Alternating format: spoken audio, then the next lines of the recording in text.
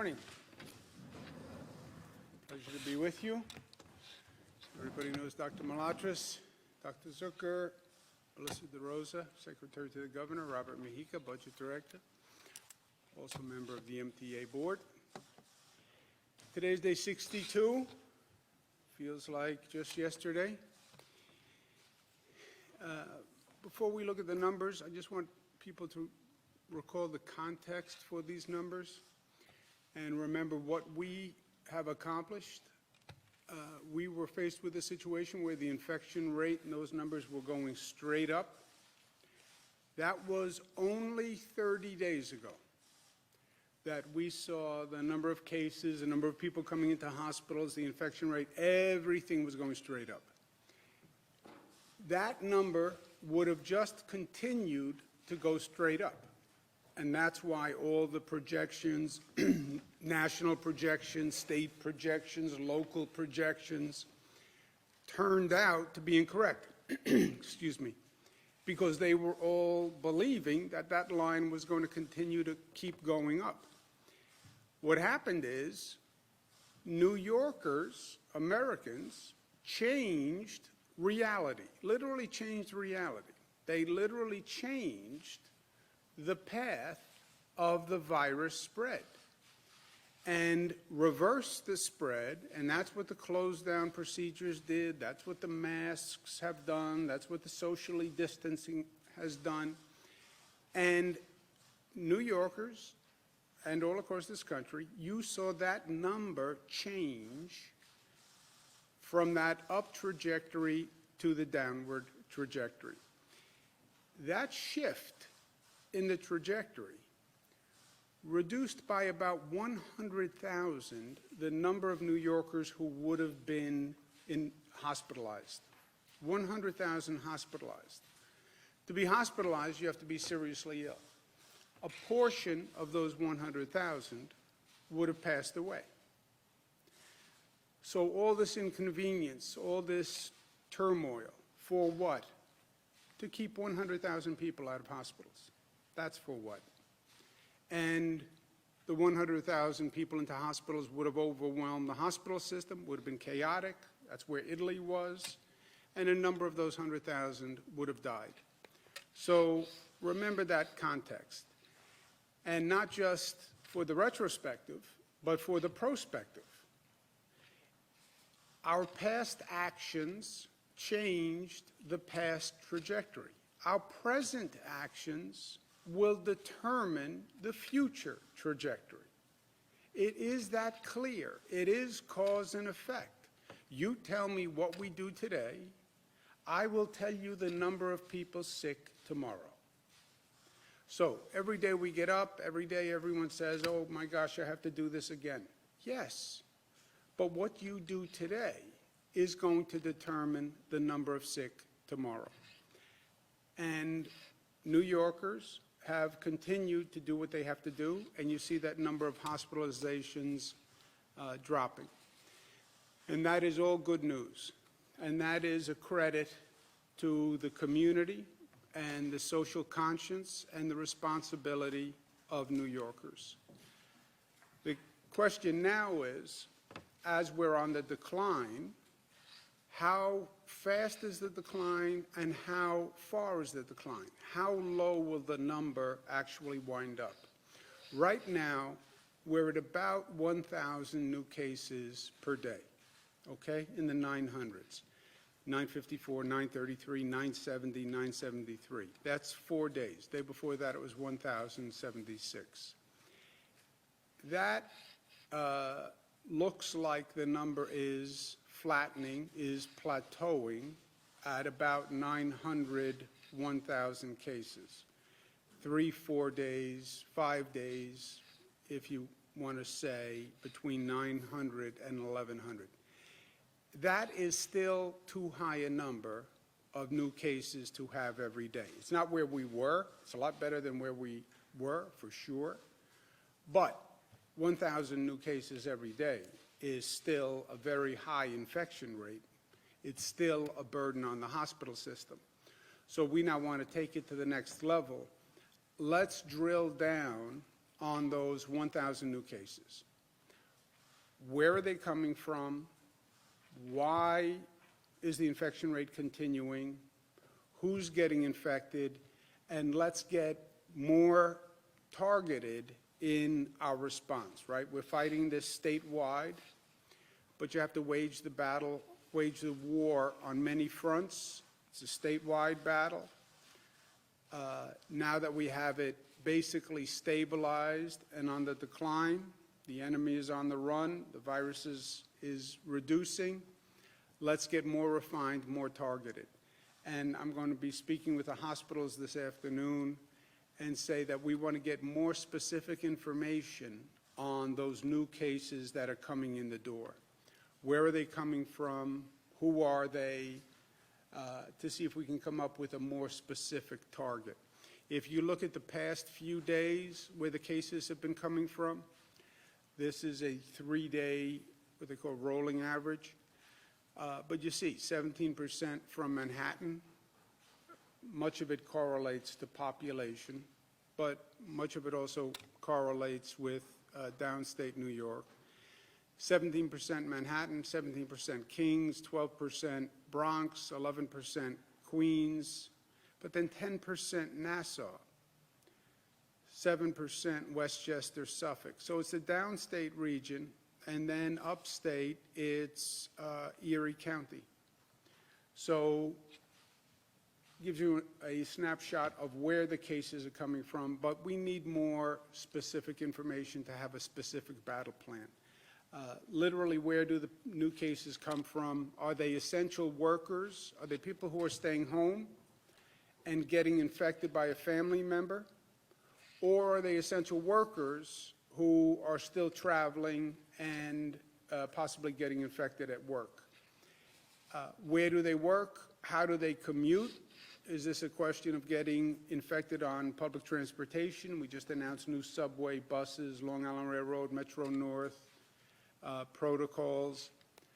Where in the state are these people who are being transferred from a nursing home? What's their sex? What's their age? What's their previous health status? What are the demographics? Let's get more specific information from the hospitals to see if we can come up with a strategy that is more tailored to the reduction of these 1,000 cases per day. The number of deaths, 289, lower than it has been, but still tragic and terrible. And all the good numbers, all the good news, for me, every day, this number just wipes that all away. We announced a statewide policy for our schools. We did it last March 18th.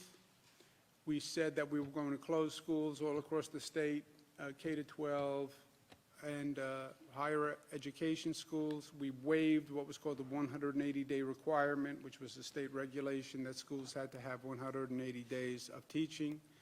Schools then transferred to distance learning programs, meal delivery services, child care options for essential workers. That has actually worked out well, not perfectly. We had to do it in a rush, but there are lessons that we can learn here that could change teaching going forward and teaching in these types of situations going forward. But it did work. It basically functioned well. And teachers did a phenomenal job stepping up to do this.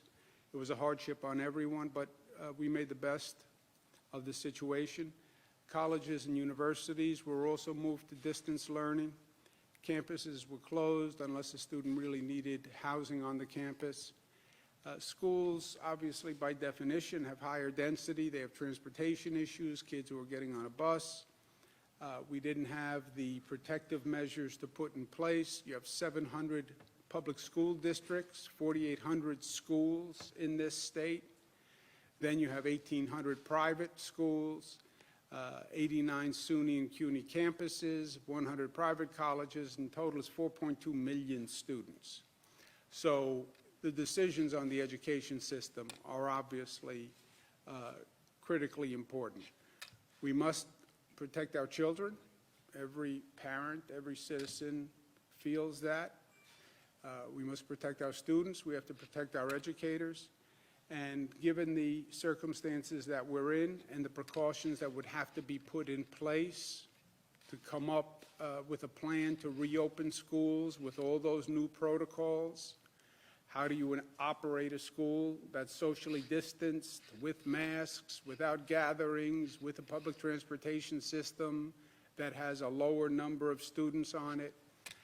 How would you get that plan up and running? We don't think it's possible to do that in a way that would keep our children and students and educators safe. So we're going to have the schools remain closed for the rest of the year. We're going to continue the distance learning programs. Schools have asked about summer school and whether we'll have attendance in schools for summer school. That decision will be made by the end of this month. Again, nobody can predict what the situation is going to be 3-4 weeks from now. So we're trying to stage decisions at intervals that give us the information, but also enough time for people to make the preparations they need to make.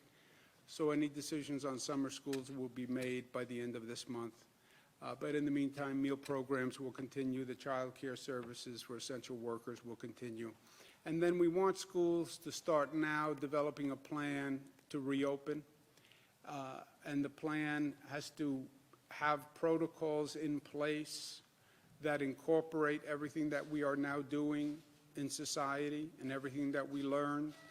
We're going to be asking businesses to come up with plans that safeguard workers. When they reopen, we need schools to come up with plans also that bring those precautions into the schoolroom.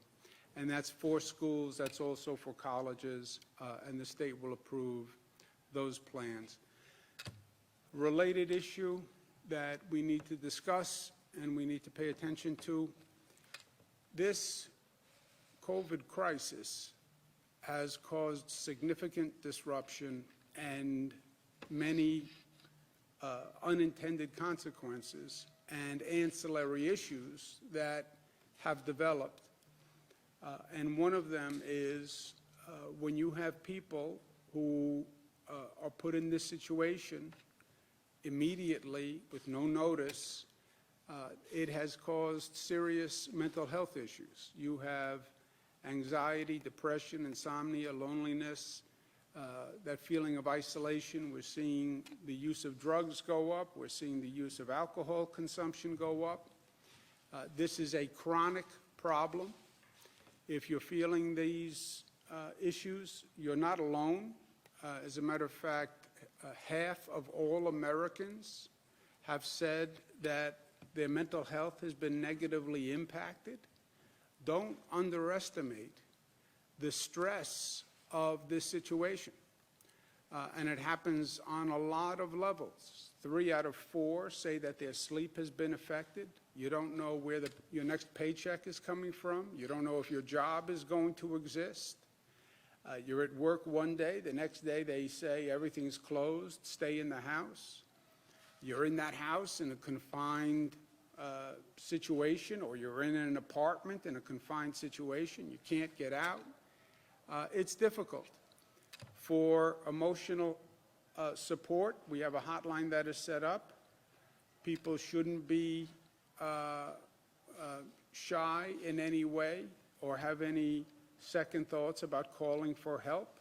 It is a pervasive problem, and people should make the call and get the help if they need the help.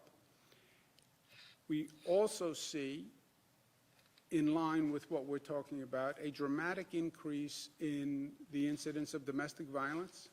There was a 15% increase in March, a 30% increase in April. That's March is when this started, 15%, April, 30%. That is a frightening rate and level of increase. Again, New Yorkers in need, we have a domestic violence helpline, 844-997-2121. You can call, just discuss the issue. You don't have to give your identity. You don't have to say where you live. But people who need help should reach out. There is no shame in reaching out and saying, I need help. This is a national epidemic. It's a statewide epidemic. Ask for help, and we're here to help. We're especially concerned about these issues for frontline workers. I mean, just think about what the frontline workers are going through. Think about what the healthcare workers are going through. They're working extended hours. They're seeing a large number of people die. They're working in very frightening situations. They're worried about their own health. They're worried that if they get infected, they then have to go home, worry if they're infected, are they bringing that infection home? So this is a terribly stressful, difficult time, especially for the frontline workers. And we want them to know that we not only appreciate what they're doing, but we're there to support them, right? Saying thank you is nice. Acting in gratitude is even nicer. So we have a special emotional support hotline for our essential workers. And we're also going to direct all insurers to waive any cost-sharing copay deductibles for mental health services for essential workers, which means the mental health services will be free for frontline workers. And they'll be at no cost. And too many people, too many families have said to me, well, you know, I would go for services, but I don't want to pay the cost. I can't afford it. I don't want to take that money from my family. That's gone. There is no cost to get mental health services. So just wipe that reason away and get the help that you need. It's even on, if it's even in the best interest of your family. Last point, personal opinion. Who said, when life knocks you on your rear, learn, grow up, and get back up? Was it A.J. Parkinson? It was not A.J. Parkinson. It was me. Nobody ever said that, just me. When life knocks you on your rear, ... learn, grow, and get back up. This has been a very difficult situation for everyone. But when life knocks you on your rear, learn and grow. And we will collectively learn and grow. We're going to learn many difficult lessons from this situation. We're going to learn about public health threats that we never saw before, we never heard of, we never really anticipated, we never actualized. Everyone talked about global pandemics and that possibility, but you know what, until it happens, people don't really get it. Our hospital system and how that works and how it works in an emergency, how teleeducation works, how telemedicine works, how you keep society functioning during an emergency, how you communicate to people the dangers of a situation without panicking people, because you still need essential workers to come out and do their job. You don't want to panic people where they say, I'm not leaving the house. But you need to communicate the facts so people act responsibly. How do you do that in a short period of time? What do you do about public transportation? We learned a whole lesson with the downstate public transportation system. So there'll be a lot to learn from this, which we will learn and we will be the better for. I believe that. And that's part of life. In the meantime, we have to go day to day, and we try to make the best of a bad situation. You try to find that silver lining through the dark clouds. All of us try to do it in our own way.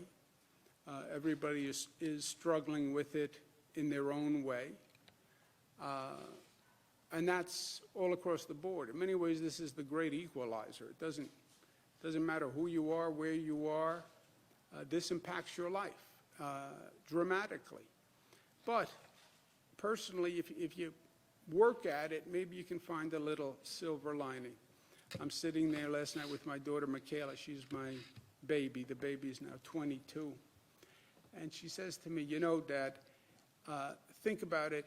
I've spent more time with you now than I will probably spend with you in the rest of my adult life.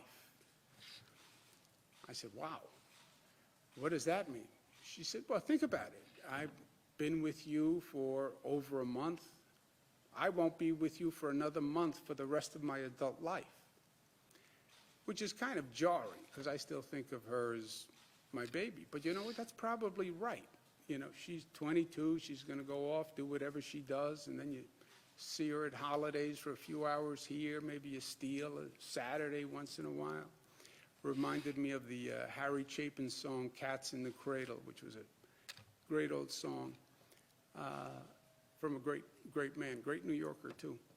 But these are, with all the bizarreness, I haven't been able to see my mother in 2 months, but I have my daughter probably for a longer period of time than I'll probably have for the rest of her adult life. That's probably true. So you try to find the silver lining. You try to stay positive. We stay socially distanced, but we stay spiritually connected. New Yorkers have been so supportive of each other. You can feel it. There's a spirit of community and mutuality. People are there to help one another. People understand that everybody's going through this. Everybody's in stress. You look at the way people have complied with these rules, as annoying as they are, masks, 6 feet, this. That's out of respect one for the other. I love the metaphor of the mask. The mask does not protect me. I wear the mask to protect you. What a beautiful sign of caring, of mutuality. I wear a mask to protect you. That's the spirit, even in this terrible time of difficulty. So yes, you can be socially distanced, but you can be spiritually connected and closer in ways you've never been before. And I believe that's where we are. Because we are New York tough, which means tough, smart, united, disciplined, and loving. Questions? When will states start to submit their reopening plans? Could states start to could schools start to reopen as early as this fall, possibly sooner? We're hearing that New York City, their teachers are looking at remote learning possibly in the fall. So I was just wondering about the timeline of all this and what could happen at the earliest. There will be no opening of any school in the state for the remainder of the academic calendar year. We have to decide on summer school. That decision will be made by the end of May. There is no decision on the fall because the fall is a long time away. When will schools start to have to be submitting their plans by? It depends when they're going to open. But they should start preparing their plans now because this is going to be a real exercise. You know, we're talking about how manufacturing companies socially distance, how construction companies socially distance. How does a school socially distance? You know, this bizarre setup here, right?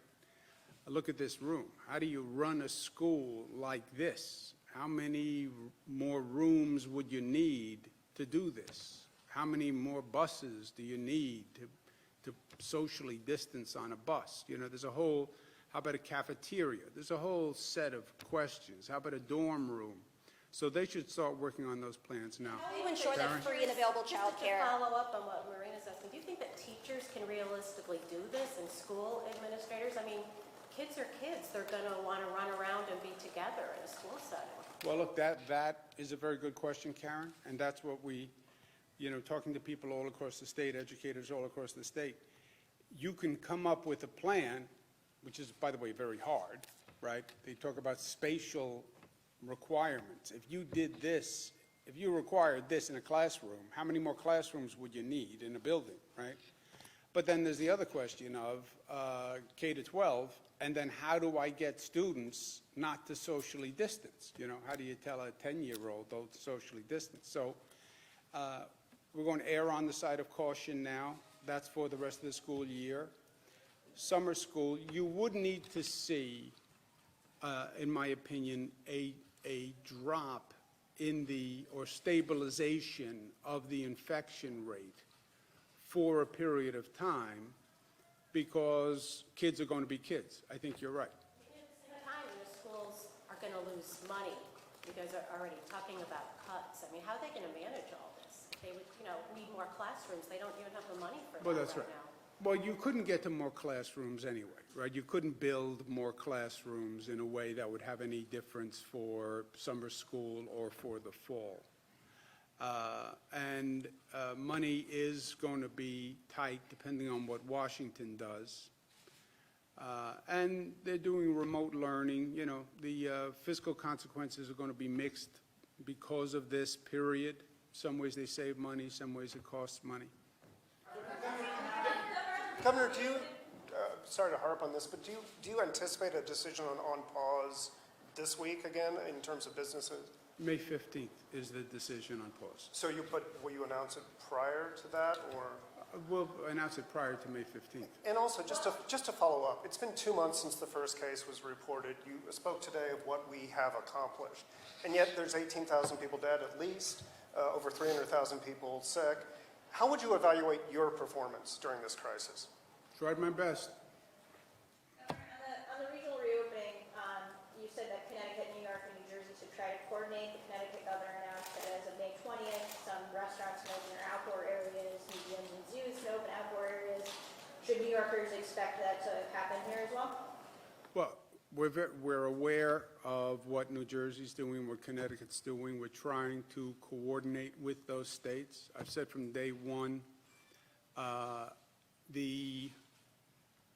you will not have uniform policies across all the states, but knowing what other states are going to do, because a state can have a significant effect on a neighboring state, knowing what they do is helpful. And then at the appropriate time, we'll make those decisions. The decisions around summer activities are very difficult. You want to look at the tension. You want to get people out of their homes, give them something to do, but you want to keep the infection rate down.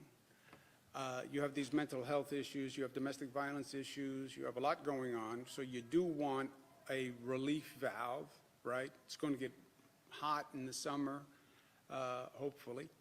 And you want to have a level of activity. You don't want to overwhelm a neighboring state by keeping everything closed, but you don't want to have high density and violation of social distancing. So that's what we're trying to work through for the summer activities. We have a little more time, and we're talking about that now. Jesse, to go back to your question for a second. I can tell you this. New Yorkers did an extraordinary job and reduced the rate of hospitalizations by about 100,000 and saved thousands of lives. So kudos to New Yorkers. What's the geriatric center? It was they had around 100 suspected coronavirus deaths, but the state only had around 13 on hand. They had bodies outside in storage containers. Is there going to be an investigation into the Isabella Geriatric Center, and is there a way that there can be more investigation into some of these coronavirus suspected deaths? Well, we have the joint effort between the Attorney General and the Department of Health that is going to investigate systemically how nursing homes handled this situation, and specifically individual problem areas that we've seen in nursing homes. So that will certainly be part of the Attorney General and the Department of Health investigation. Will there be an investigation into that specific nursing home? Do you know the facts? We have 613 nursing homes, and we investigate anything that comes up. If there's a concern, we will go in there, find out, and report back. Some of these deaths are going into hospitals. Is there a way to connect those from hospitals? I mean, some of these deaths are in hospitals, but they're actually from nursing homes. Is there going to be more of a, uniform way of reporting these deaths? There is a formal, I understand your question. There is a formal process of how we go in to investigate, try to find out what happened, what were the events, what could we do to prevent that in the future, and we're addressing all of them, and whether it's tied to a hospital, tied to the nursing home, or both. And just so you're clear on the facts now of what we're doing, we report hospital deaths and nursing home deaths separately. That's on the slide every day. The question we're now asking the hospitals, one of the questions that I posed, was someone transferred from a nursing home to a hospital and then passed away in the hospital. And we want to know that. That's your question, and that is a good question, and we're going to be asking that today. And when I get on the phone with the hospitals, I'm going to ask them just that question. The importance of protecting essential workers. You're disinfecting subway cars and buses in New York City. We're hearing from essential workers in grocery stores who tell us they're overwhelmed by people who are rushing to the store, who are not wearing masks, who are not practicing social distancing. And so I guess the question is, should these stores be refusing to allow customers in who are not wearing masks? And if one of those essential employees is fearful of showing up for work, can they be denied unemployment benefits? The unemployment benefit denial, I don't know. Maybe it's a legal question. I don't know. Maybe Melissa or Rob would know, or we can check. Look, on the grocery stores, if I'm a private grocery store owner and we have these social distancing requirements in place and masks in place, I think, unless the lawyers want to argue with me, if I'm a private grocery store owner, I would deny admission to a person who is not wearing a mask. You could endanger my other patrons. You could endanger my employees. I would do that. I don't know about the behavior inside a store, but I think the private grocery store owner would be in their rights. You mentioned summer school. You're talking about for those students who failed or for everyone? Summer school, they will do remote learning. They have to continue to do meals, et cetera. We're talking about summer school attendance in the building. Could you or Bernadette? Commissioner Zucker also explain the discrepancy between the nursing home reported deaths? Because as a follow-up to Morgan's question, that specific spot, there's only 13 reported deaths from that nursing home on the COVID tracker. However, we've got a report that they had 26 or 46 deaths specific to COVID, and then potentially more in the 50s. So what's the explanation for that discrepancy, and what are the consequences for What's that? the name of this nursing home, Bernadette? It's called the Isabella Geriatric Center, and it's in Manhattan. Does anyone know? Jim? We went back and asked the nursing homes to provide more detailed data. What they were doing in some cases, and not others, confirmed plus unconfirmed cases. So what we asked them to do is go back and say what were confirmed and what were unconfirmed. So sometimes the number is higher because those are actually unconfirmed cases that they put into certain reporting. We asked them for the confirmed at first, but to get at this sense of what you're talking about, which is why is the number a little higher, we asked them, do you also include unconfirmed numbers in that as well? And what we're finding is they were also including unconfirmed. So what we're doing is putting together a data set right now that has it by confirmed by nursing home and unconfirmed like we were doing with the others too, but that takes a little time to tease out from the nursing homes. This is coming directly from the nursing homes. I'm concerned with that large gap, 13 versus almost 50 deaths that are being reported. That's a very large number. Are there consequences in case nursing homes are not reporting the accurate numbers, and what are those? Commissioner? So this is, as Jim mentioned, there's two parts to this, but this is an evolving situation of the data that's coming in, and we do track this. If there's a concern about a specific nursing home and what the numbers are, we will look into that as well. Facing what penalties, though? They have to attest to the fact that the numbers are true and accurate in every report they submit to us. If the commission at the Department of Health finds that there was intentional misleading or whatever, they can revoke their license, they can fine them penalties under the public health law, they will send people in. I think under this specific instance, the Department of Health will go in and investigate this to see, like we've done with others as well. Sometimes, as the governor and others have said before, this was an emerging situation. There were mistakes made on reporting. Some people reported deaths from December. That's a mistake. Other cases, if there's potential intentional misleading, the Department of Health will investigate those and then do the appropriate actions. So let me give you the answer. Former Attorney General. They are giving you two sets of numbers, right? Confirmed COVID deaths is one number. Then unconfirmed possible COVID deaths, which is this vague category. Maybe the person died of COVID, but we're not sure. So unconfirmed deaths, which is a vague category to define. And hospitals are doing the same thing, by the way. The local governments have to submit unconfirmed potential COVID death. So that's a little squishy by definition. And then I can see where there's a vagueness in that category. But they submit these numbers under penalty of perjury. You violate, you commit fraud, that is a criminal offense, period. So they can be prosecuted criminally for fraud on any of these reporting numbers. John? The numbers are so high.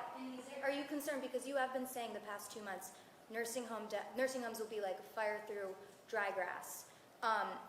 Are you concerned that there is this vast gap between the reporting, and also what has the state been doing the past 2 months to alleviate that? Or has this been mainly a county level thing, a facility? You can't alleviate when they put possible or probable or unconfirmed cause of death. That, by definition, you're asking them a vague question, and they're giving you a vague answer. So there's not, they could argue that's not fraud because they did not know. You're asking them for a cause of death. They're saying it's unconfirmed, it's possible, it's probable. But if they misrepresented, then you have a criminal fraud case. John? You said, Governor, regionally, you said reopening, lifting the pause order will be done on a regional basis as we shift into phase 1. So why isn't the school opening or school closure decision made on a regional basis as well? Because it's one thing to say you can figure out how to socially distance in construction, or say you can figure out how to socially distance in a manufacturing facility with adults, and you can figure out social distancing, et cetera. To say we're going to figure out that plan and put it in place in the next few weeks is virtually impossible. You know, you can't get, just think of a school facility, right? And again, go back to this room. You have 30 kids in a classroom, but with social distancing, you can only put 10 kids in a classroom. Okay, then get another 3 classrooms with another 3 teachers. I can't. Cafeteria, at lunchtime, I put 200 kids in a cafeteria. Well, now you can only put 70 kids in the cafeteria. So have them eat in 6 shifts, you know, and figure all this out and get it done in a few weeks. And make sure you don't make a mistake, because we're talking about children and we're talking about them getting infected and bringing either getting sick themselves or bringing it home. So the stakes are high. You said in the past, though, you had said in the past that you can't get to a full phase 2 of the reopening unless you have schools open from a child care standpoint. Does that mean that we won't get to a full phase 2 in any area of the state by the end of the academic year? Well, during the academic year, you would need to get to a full phase 2, the schools to be operational, right? You can't say, okay, everybody in the state go back to work, but the schools are closed. It'd be very hard for part of the workforce to do that. But you're at the end of the school year anyway here in a few weeks, right? And then you're in the summer months, and then the big question is going to be September. Are you ready to reopen the schools in September? And if you don't, then you can argue you're not going to be ready for a full business opening if you're not opening the schools in September. I think that's true. Governor, to press on Governor, that, Let me just make sure everyone asks I the have question. 2 questions. I hope you'll answer both. First off, I mean, there's a huge protest. This time, there's 2 protests going on outside. I know you can hear this time because I can hear in here. So I went and talked to them. I wanted to know what was going on. One is Reopen New York State, who you've already heard from. The other is Citizen Action New York, and they are asking you to cancel rent. I asked the organizer how it would be funded, and she suggested that you tax billionaires. Is this idea feasible, and what is your response to that group of protesters that are lying down Washington? Yeah, look, you have protesters in front of this building on a continuing basis. You think these are protesters. You know, there's several dozen. You come when we're doing a controversial bill, we have hundreds of protesters all filling the entire building. It's like the building vibrates with the chants. And that's, in some ways, great. That's democracy. People have an opinion. Last week, you asked about the protesters who wanted everything open. The other day, you asked about protesters who wanted everything closed. That's what you get. One day it's everything open, one day it's everything closed. My point is, I get their political opinion. I get the political spectrum. I hear them. I understand why people say, liberate New York, open everything up. I understand why people say, close everything. You're going to kill my children. You know, so I get the arguments. And what I said is, this is not a political decision. Let's make a decision on the facts, et cetera. I get the people who say nobody should have to pay rent. I get that argument.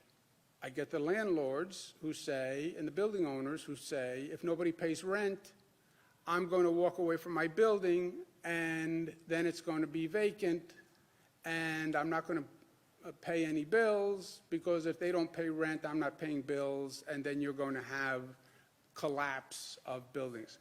What we're doing is, no one can be evicted for non-payment of rent between now and June.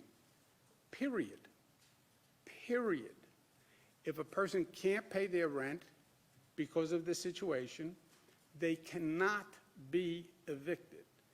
That is the law till June. That law is in effect till June. And between now and June, we'll see what happens. We'll figure it out. Then we'll figure out what we need to do in June.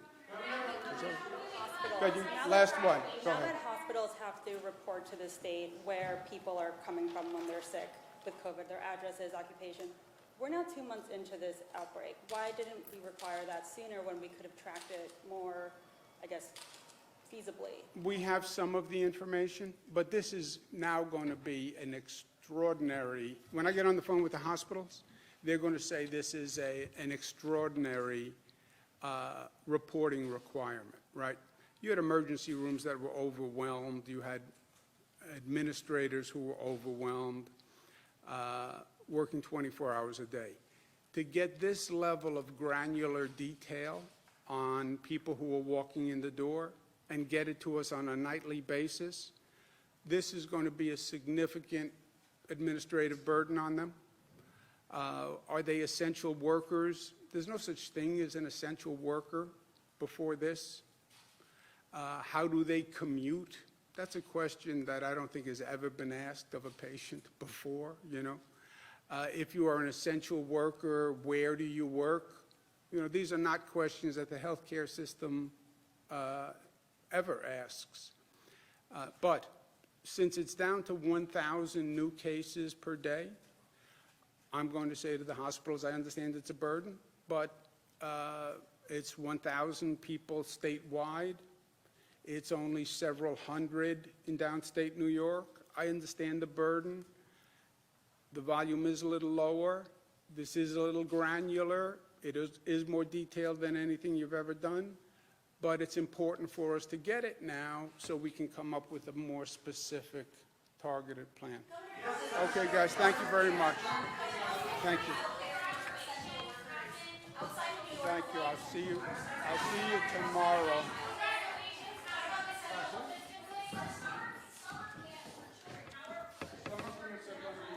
Summer camp decisions will follow the regional decisions. Whatever we do in that region will apply to the summer camp. Thank you, guys. I'll see you tomorrow.